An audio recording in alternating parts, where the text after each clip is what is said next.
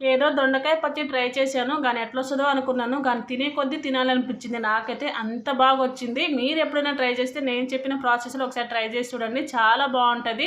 First అయితే దొండకాయలని పొడవుగా cut చేసుకోవాలి. అలాగే మీరు ఎంతైతే కారం తింటారో కారానికి తగ్గట్టుగా పచ్చిమిరపకాయలైతే వేసుకోవాలి. స్టవ్ మీద కడాయి పెట్టుకొని దొండకాయలు, పచ్చిమిరపకాయలు అయితే ఫ్రై చేసుకొని పక్కన పెట్టేసుకోవాలి. అదే కడాయిలో టమాటాలను కూడా ఫ్రై చేసుకొని పక్కన పెట్టేసుకోవాలి.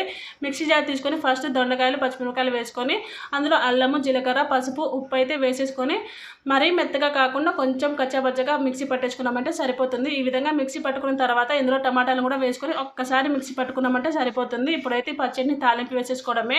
స్టవ్ మీద కడాయి పెట్టుకుని ఆయిల్ వేసేసి ఆవాలు, జీలకర్ర, మిర్చి, అలాగే వెల్లుల్లిపాయలు, కరివేపాకు వేసుకొని కొంచెం పసుపును అయితే వేసేసుకొని ఒక 2 నిమిషాలు ఫ్రై అయిన తర్వాత మనం మిక్సీ పట్టుకునే మిశ్రమాన్ని కూడా వేసేసుకొని ఒక 2 నిమిషాలు లో ఫ్లేమ్లో పెట్టుకొని ఫ్రై చేసుకున్నామంటే దొండకాయ పచ్చడి అయితే రెడీ అయిపోతుంది.